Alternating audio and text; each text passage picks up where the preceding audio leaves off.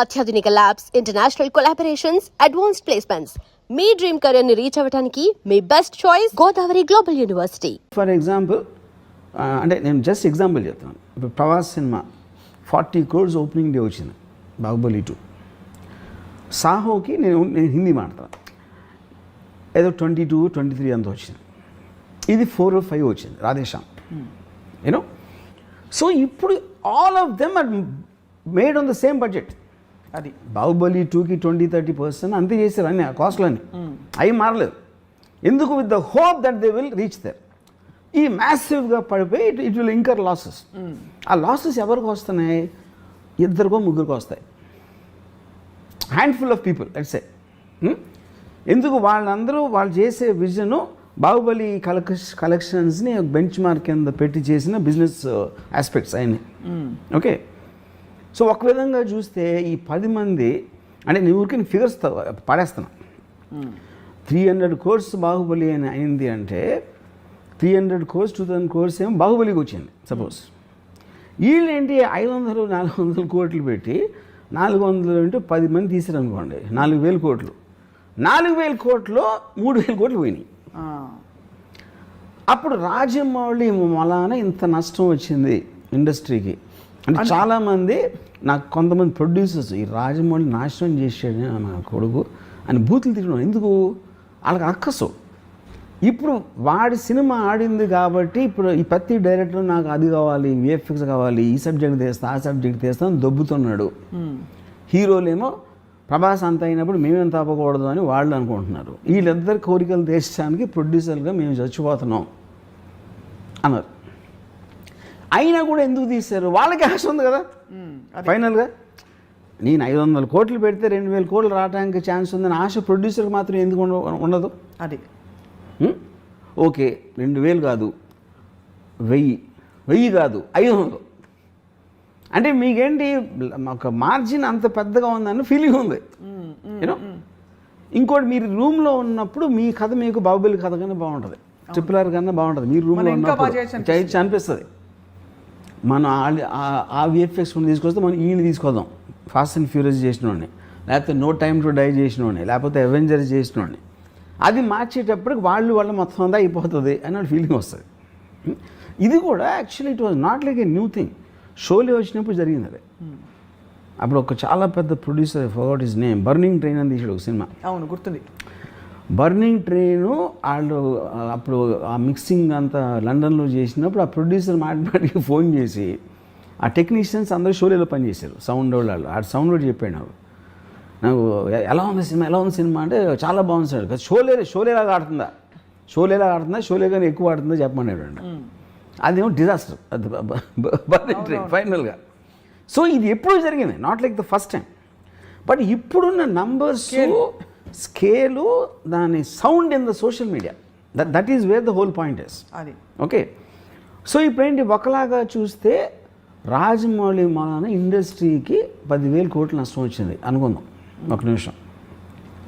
కానీ అక్కడ ఒక ఇది ఏంటంటే స్ట్రేంజ్ థింగ్, 10,000 కోట్ల నష్టం రాలేదు. 10,000 కోట్ల నష్టం 2-3 వచ్చింది, 2, 10, 100, 20. డబ్బులని ఇండస్ట్రీ ఎప్పుడు పావు, దట్ ఈస్ ఎ మిస్కన్సెప్షన్. ఎవరైనా ఒకటి జేబులో నుంచి ఇంకోటి జేబులో కాదు. మీకు 400 కోట్లు ఖర్చు అయినది అంటే ఏంటి దాని అర్థం? మీరు ఆర్టిస్టులకి ఇచ్చారు, టెక్నీషియన్స్కి ఇచ్చారు, వెండర్స్కి ఇచ్చారు, వర్కర్స్కి ఇచ్చారు, జూనియర్ ఆర్టిస్టులకి ఇచ్చారు. ఈ అన్ని అందరి జేబుల్లోకి వెళ్ళినప్పుడు ఒకరి జేబులో నుంచి వీడికి ఖర్చు అయింది, వాళ్ళకి వచ్చినాయి. Okay, they created employment for them. వీళ్ళ జేబుల్లో ఎక్కువగా 400 కోట్లు ఎవడో ఖర్చు పెట్టగలదు? ఉన్నోడే ఖర్చు పెట్టగలుగుతారు కదా. అవును, ఐదరు ఉన్నోడు ఖర్చు పెట్టగలుగుతాడు, లేకపోతే రేజ్ చేసే కెపాసిటీ ఉన్నోడు ఖర్చు పెట్టగలుగుతాడు. సో వాడి నుంచి అందరికీ వెళ్ళినాయి. అప్పుడేంటి, రాజమౌళి తనకి తను తెలియకుండానే ఒక ఎక్స్ట్రాడినరీ చారిటీ చేశాడు. ఇది రాజమౌళి జేబు నుంచి వెళ్ళదు అది. కానీ రాజమౌళి మూలాన వీళ్ళు ఇన్స్పైర్ అయ్యి వాళ్ళు ఏదో చేద్దామని వాళ్ళ డబ్బులని వేరే వాళ్ళకి దానం ఇచ్చారు. ఈ తప్పు రాజమౌళి గారు తప్పు is not the point. By default is actually making people spend money for the sake of other people, not for themselves. అది ఇప్పుడు మీకు ఎప్పుడైనా కేపిటలిజం అనేది నడిచేది గ్రీడ్తో. నాకేం కావాలి, నేనే డబ్బున్న అవ్వాలి. డబ్బు ఉన్నోడు ఎప్పుడు ఏం చేస్తాడు, నా డబ్బు ఇన్వెస్ట్ చేసినప్పుడు నాకు ఇంకా డబ్బు రావాలి అని గ్రీడ్ ఉంటుంది. అవును. ఓకే, ఆ గ్రీడ్ తోటి ఒకే సినిమాతో 2000 కోట్లు కొట్టేద్దాం, 500 కోట్లు ఖర్చు పెడితే 2000 కోట్లు వచ్చేస్తుంది అనే గ్రీడ్ తోటి ఇన్వెస్ట్ చేశాడు. ఈ 500 400 కోట్లు పోయినాయి అనుకోండి సపోజ్. ఈ 400 కోట్లు వేరే వాళ్ళ దగ్గరికి వెళ్ళి అప్పుడు మంచి జరిగినట్టే కదా. అవును. Which is what the whole point of society. సొసైటీలో ఎంతో కొంత సమానత్వం ఉండాలి, ఒకే ఒక్కరి దగ్గర ఉండిపోకూడదు. Money should not be concentrated on a few people అనేది ఒక బిలీఫ్ సిస్టమ్ ఉంది. మీకు అప్పుడు ట్రికల్ డౌన్ ఎకానమీలో వాళ్ళ ఇన్వెస్ట్మెంట్లో వస్తూ ఉంటుంది అలా కిందకి అది. తప్పకుండా. సో అప్పుడు దాన్ని ఫెసిలిటేట్ చేసినవాడు రాజమౌళి. సో రాజమౌళి మొన్న ప్రొడ్యూసర్ రోడ్డు మీదకి వచ్చేసే వాళ్ళు ఉన్నారు, కానీ వర్కర్లు టెక్నీషియన్స్ వాళ్ళందరూ చాలా రిచ్ అయిపోతారు. ఇప్పుడు ఇన్ని మీకు విఎఫ్ఎక్స్ స్టూడియోస్ కానీ ఇది అది అన్నీ వచ్చేసింది దేని వలన? Because of this Rajamouli. So అది తను కావాలని చేస్తున్నాడా అది పాయింట్ కాదు. ఇప్పుడు ఎప్పుడైనా మీరు ఈవెన్ ఒక ఎనీ పర్సన్ అతనికి ఉన్న యాటిట్యూడ్ అతను చేసిన దాని గురించి మీకు సైడ్ ఎఫెక్ట్స్ లాగా వస్తాయి, కానీ ఆ టార్గెట్ రాజమౌళికి ఉంటుందని నేను అంటలా. That is not the point. But by default he's working for the welfare of the people in a strange way. So ఒక ఆల్మోస్ట్ ఒక రాబిన్ హుడ్ లాగా. You can say Robin Hood, like ఫినామిననే కదా. unintentional Robin Hood, correct, perfect. Robin Hood ఉన్నోళ్ళ దగ్గర నుంచి నాకు I like this Rajamouli Robin Hood అంటారు, కరెక్ట్. అంటే గొప్పోళ్ళ దగ్గర నుంచి డబ్బులు కొట్టేసి బేదోళ్ళకి పనిచేయటం. అది. కానీ ఇక్కడ ఒకే డిఫరెన్స్ ఏంటంటే తను కొట్టేయకుండా వాళ్ళతో వాళ్ళే కొట్టేయించబడి అది ఓరి దేవుడు వాళ్ళే వాళ్ళని దోచుకుని ఇచ్చేస్తున్నారు పేదలకి. దీని ఎగ్జాంపుల్ ఎక్కడ చూశానంటే నేను ఇట్స్ పాయింట్. ఇప్పుడు నానా పాటేకర్ ఒక అలవాటు ఉంటుంది ఆయనకి, ఏదో ఒక బాబా ఏదో సమ్ కైండ్ ఆఫ్ ఏ ఒక ఆశ్రమం, బాబా అంతే హిజ్ నేమ్ ఇస్. రెమ్యునరేషను నానా పాటేకర్ 4 కోట్లు తీసుకుంటే 2 కోట్లు ఆ ఆశ్రమంకి ఇవ్వాలి. ఇది ప్రొడ్యూసర్. ఓకే, అప్పుడు ఏం చేస్తాడు నానా పాటేకరు, ఆ 2 కోట్లు ప్రొడ్యూసర్ ఇప్పిస్తాడు. నేను ఇస్తానని చెప్పట్లా, నాకు 2 కోట్లు చెక్కు, 2 కోట్లు దానికి ఇమ్మంటాడు. ఓకే, అప్పుడు నానా పాటేకర్ కావాలి. నానా పాటేకర్ 2 కోట్లు 4 కోట్ల పాయింట్ కాదు అది. ఈ 4 కోట్లు ఒప్పుకుంటే ఆడు ఎవరెవరికి ఇమ్మంటే అడిగేస్తాడు. అవును. నానా పాటేకర్ ఉద్దేశం ఏంటంటే వీళ్ళలో గిల్ట్ తెప్పించాలని. అతనే ఇప్పిస్తే దీన్ని నేర్చుకుని ఇంకో 10 మంది చేస్తారని. అప్పుడు ఏంటి ఇంకోటి ఏంటంటే Rajamouli one of the biggest అంటే తనకున్న ఒక డేంజరస్ వెపన్ ఏంటంటే సైలెన్స్. అవును, అంతేగా. అప్పుడు తను చెప్పడు ఎప్పుడు ఏమి చేస్తే అసలు సినిమా హిట్ అవుతుంది, సినిమా హిట్ అవ్వటానికి రహస్యం ఏంటని చెప్పడు. అని ఫస్ట్ ఆఫ్ తను చెప్పాల్సిన అవసరం లేదు, అది వేరే విషయం. అప్పుడు ఏమవుతుందంటే తను చెప్పకపోయేసరికి వీళ్ళు ఊహించుకోవడానికి ఛాన్స్ ఉంటుంది. వీళ్ళు రకరకాలుగా ఊహించుకుంటారు.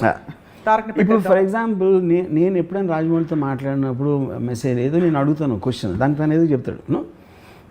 ఇప్పుడు నేను బాహుబలి సినిమాలో ఎంత విజువల్ గ్రాండియర్ ఉన్నా, ఎంత ఎక్స్ట్రాడినరీ విఎఫ్ఎక్స్ ఉన్నా కూడా ఫైనల్గా బ్లడ్ అండ్ స్వెట్ ఉంటుంది. That is the relatable factor. ఒక హ్యూమన్ బీయింగ్కి రిలేటబిలిటీ ఫ్యాక్టర్. ప్రభాస్ దెబ్బలాడుతున్నప్పుడు అతను చెమట లేకపోతే కొట్టినప్పుడు రక్తం, ఆ ఆస్పెక్ట్లో మీకు ఆ ప్రభాస్ క్యారెక్టర్కి విపరీతంగా మనం కనెక్ట్ అయిపోతాం దాంట్లో. అది ఇప్పుడు మీరు విఎఫ్ఎక్స్ ఇప్పుడు ఈ రాధేశ్యామ్లో కానీ లేకపోతే మన ఆదిపురుష్ టీజర్లో you don't find that. That is the reason మీకు ఒక సడన్గా ఒక నెగిటివ్ ఫీడ్బ్యాక్ వచ్చేస్తుంది. అవును. ఇప్పుడు ఒక అమ్మాయి థియేటర్లో కూర్చుంటే she can fall in love with Prabhas in Baahubali. I don't think she will do that same in ఇప్పుడు చెప్పిన సినిమాలు ఆదిపురుష్. సో ఆ కైండ్ ఆఫ్ ఏ కొన్ని ఆస్పెక్ట్స్ అనేది మీకు పర్సనల్గా ఉంటాయి. ఇప్పుడు తను సైలెంట్గా వెళ్ళిపోయినప్పుడు వీళ్ళు ఊహించుకొని వీళ్ళు తీసేసి ఇది జరుగుతుంది. కానీ దీని మూలన సినిమాలు తీయటం మానేస్తున్నారా, ఇంతంత నష్టాలు వస్తున్నాయని ఎవరు చేయట్లా. ఎందుకంటే ఆల్రెడీ తను బెంచ్ మార్క్ చూపించాడు ఉంది. You can't erase that fact. ఏ మంచి సినిమా వస్తే 2000 చేయొచ్చు, 3000 చేయొచ్చు అనేది చూపించేసాడు కాబట్టి అది ఫ్యాక్ట్ ఆఫ్ ద మ్యాటర్.